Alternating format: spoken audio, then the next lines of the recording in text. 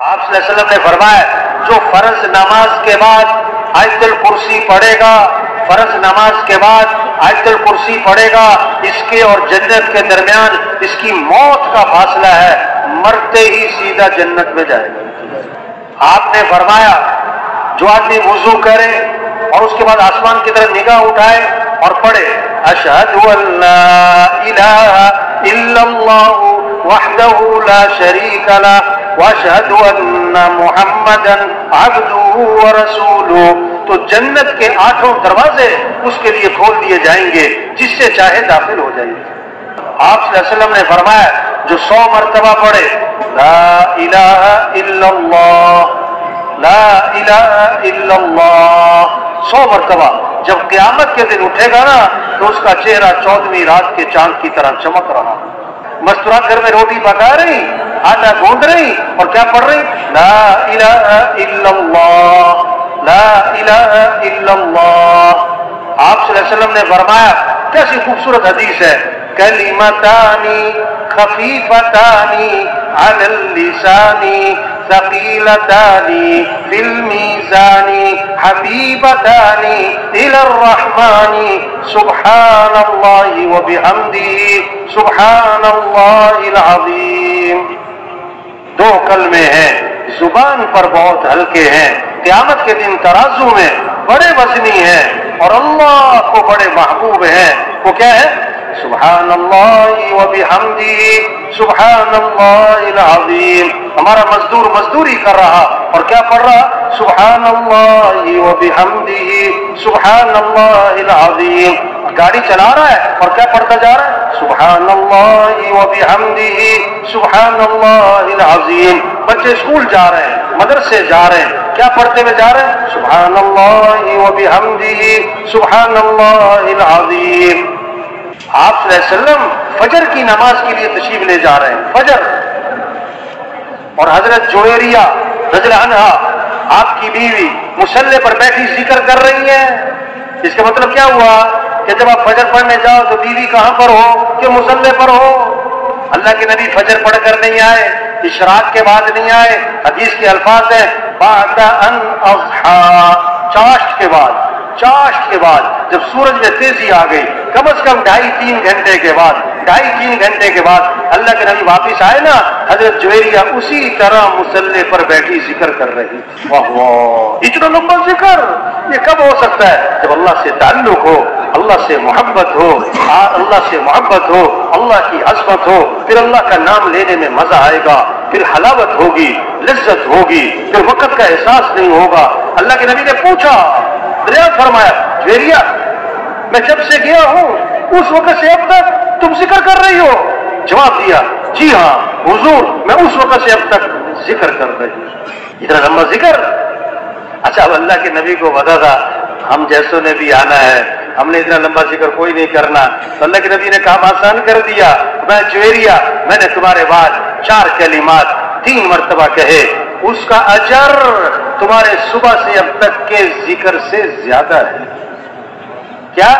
سبحان اللہ وبحمدہ عدد خلقہ ورضا نفسہ وزینۃ عرشہ ومداد کلماتہ۔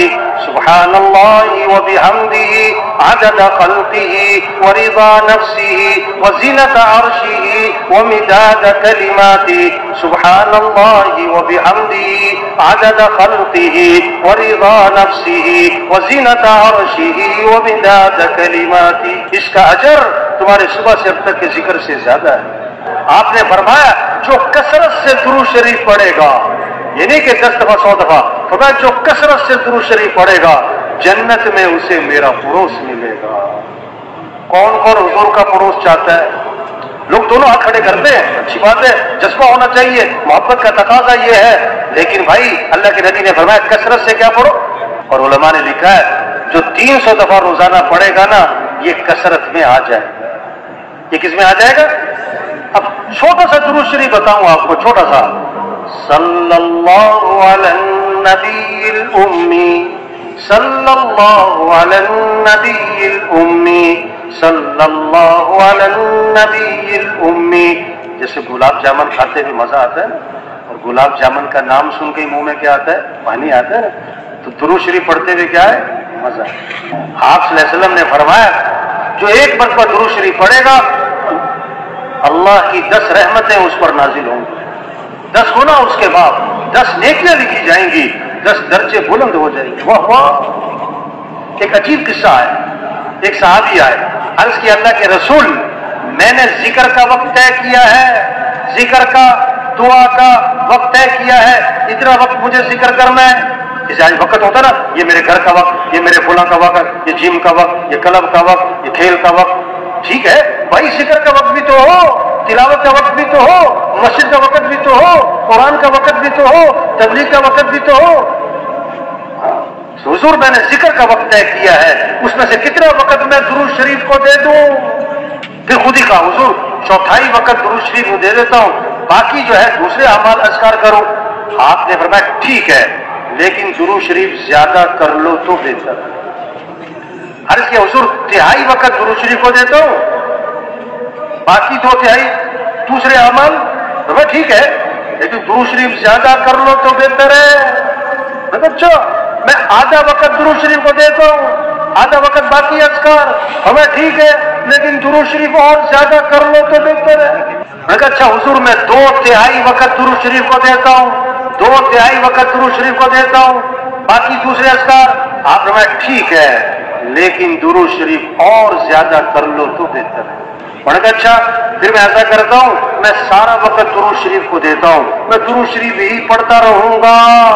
اللہ کے نبی نے فرمایا اِذَنْ تُكْفَى هَمُّكَ وَيُغْفَرْ ذَنْبُكَ. اگر تم ایسا کرو گے نا تمہاری ساری پریشانیاں دور کر دی جائیں گی اور تمہارے سارے گناہوں کو معاف کر دیا جائے گا. آپ نے فرمایا جو کثرت سے استغفار کرے گا اللہ ہر تنگی سے اسے نکالے گا، پریشانیوں سے بچائے گا. اللہ وہاں سے رزق دے گا جہاں سے واہم و گمان بھی نہیں، اللہ وہاں سے کام بنائے گا جہاں سے واہم و گمان نہیں. استغفار پر وعدہ ہے لولا تستغفرون اللہ لعلکم ترحمون. اور استغفار کیوں نہیں کرتے؟ اللہ کی رحمتیں آئیں گی. وما كان الله ليعذبهم وأنت فيهم وما كان الله معذبهم وهم يستغفرون. اگر آپ ان میں موجود ہیں نا اللہ فرما رہے ہیں ان پر عذاب نہیں آئے گا. اگر آپ چلے گئے تو جب تک یہ استغفار کرتے رہیں گے ان پر عذاب نہیں آئے گا. امام احمد بن حنبل رحمۃ اللہ علیہ کے بارے میں آتا ہے کہیں سفر میں تھے، سفر میں نا رات ہو گئی، مسجد میں نماز پڑھی عشاء کی، ارادہ کیا رات یہاں گزار لوں. انہوں نے کبھی مسجد بند کرنی ہے، مسجد سے باہر نکل جاؤ سارے. ٹھیک. انہوں نے کبھی میں مسافر آدمی ہوں رات ٹھہرنا ہے کہ نہیں اجازت نہیں ہے. اپنا تعارف نہیں کروا. ایک آدمی وہ سن رہا تھا، مجھے کبھی یہ کوئی بڑے بزرگ آدمی لگتے ہیں، اب میرے ساتھ چلو، اب میرے گھر میں رہ جاؤ. ساتھ لے گیا. اب وہ آٹا گوند روٹیاں پکاتا تھا، وہ تندور کا کام، آٹا گوند رہا ہے استغفر اللہ استغفر اللہ، روٹی پکا رہا ہے استغفر اللہ، لیٹ رہا ہے استغفر اللہ، اٹھ رہا ہے استغفر اللہ استغفر اللہ. بڑی استغفار. ہم سب بڑے حیران اتنا استغفار کرتے ہیں. اس کو پوچھا بھائی تم بڑا استغفار کرتے ہو کیا فائدہ ہے اس کا؟ انہوں نے کہا جی میرے بڑے مسائل تھے، جب سے میں نے استغفار کی کثرت کی ہے اللہ نے میرے مسئلے حل کر دیے، اور میں جو اللہ سے مانگتا ہوں اللہ میری دعا قبول کر لے. بس ایک دعا رہ گئی ہے، ایک دعا ابھی تک قبول نہیں ہوئی، باقی میری ساری دعائیں قبول ہو گئی، جو مانگ تو مل جاتا ہے. ایک دعا نہیں ہوئی. وہ کون سی دعا جو قبول نہیں ہوئی؟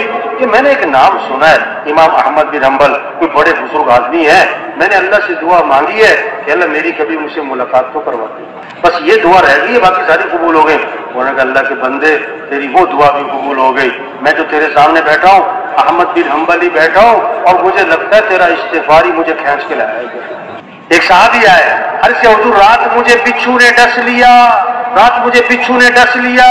آپ نے کیا فرمایا؟ اگر تم نے یہ دعا پڑھی ہوتی تو بچھو تمہیں نقصان نہ پہنچا سکتا. اعوذ بکلمات اللہ التامات من شر ما خلق. صبح کس سے مانگے؟ شام کس سے مانگے؟ دن رات کس سے مانگے؟ کس سے مانگنا ہے؟ حضرت عبداللہ بن عمر رضی اللہ عنہ فرماتے ہیں حضور صلی اللہ علیہ وسلم اس دعا کا پڑھنا کبھی نہیں چھوڑتے تھے. جس دعا کو اللہ کے نبی کبھی نہ چھوڑتے ہوں، آگے فرماتے ہیں نہ صبح چھوڑتے تھے نہ شام چھوڑتے تھے، وہ دعا کتنی اہم ہوگی. کیا؟ اللہم انی اسألک العافیۃ فی الدنیا والآخرہ، اللهم إني أسألك العفو والعافية في ديني ودنياي وأهلي ومالي، اللهم استر عوراتي وآمن روعاتي، اللهم احفظني من بين يدي ومن خلفي وعن يميني وعن شمالي ومن فوقي وأعوذ بعظمتك أن أغتال من تحتي. اللہ کے نبی اس دعا کو نہ صبح چھوڑتے تھے نہ شام چھوڑتے تھے. اس پر آنا ہے، اس پر سب کو لانا ہے. ہم دعاؤں کا اہتمام کریں. صبح آنکھ کھلی ہے، آنکھ کھلتے ہی ہمارا ڈاکٹر صاحب، ہمارا وکیل صاحب، ہمارا جج صاحب، ہمارا مزدور صاحب، ہمارا ریڑھی والا، ہمارا زمیندار، ہمارا جھونپڑے والا، ہمارا محل والا، آنکھ کھلتے ہی کیا کہے؟ الحمدللہ الذی احیانا بعد ما اماتنا والیہ النشور. اب بیت الخلا جا رہے ہیں تو بیت الخلا جانے سے پہلے کیا پڑھے؟ اللہم انی اعوذ بک من الخبث والخبائث. بیت الخلا سے فارغ ہو کر آئے فوراً زبان پر آئے غفرانک الحمدللہ الذی اذهب عنی الاذى وعافانی. دعائیں ہیں، مسئلوں کا حل دعاؤں میں ہے. اللہ سے مانگنا ہے. صبح کی دعائیں ہیں، شام کی دعائیں ہیں، گھر سے نکلتے ہوئے دعا ہے، گھر میں داخل ہوتے ہوئے دعا ہے، بازار کی دعا ہے، ہر موقع کی دعا ہے.